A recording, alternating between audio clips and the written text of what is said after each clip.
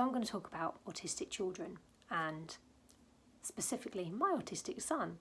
Now, it's only become, well, glaringly apparent recently in the last few years that he is actually autistic, and we are following through with an assessment, etc., for a formal diagnosis.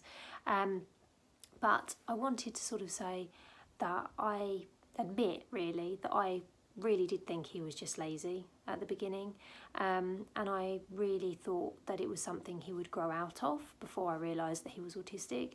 And it's been really difficult, especially he's been homeschooled, so getting him motivated and to do things is a daily challenge, whether that be anything to do with sort of school and work or just getting dressed can be really, really difficult, and getting him to leave his bedroom, getting him out of the house. It all poses a daily challenge. But I'm here to say that he isn't lazy, and I'm really pleased that I've discovered this, because it was highly frustrating for both myself and for him. And it's really detrimental to think of autistic kids, autistic people as being lazy, because they're not, we're not. And it can be really hurtful to just be told you're lazy all the time. So please be mindful of how you speak to each other and how you speak to your kids, because, well, any kid, but especially a kid who's autistic will really take that to heart, because they're not trying to be lazy, they're just finding things difficult. I mean, he finds transitions very difficult. So for example, from waking to getting out of bed to getting dressed, they're all different transitions, so they have to be done in a way that suits him in his own time, so that he doesn't then feel overwhelmed.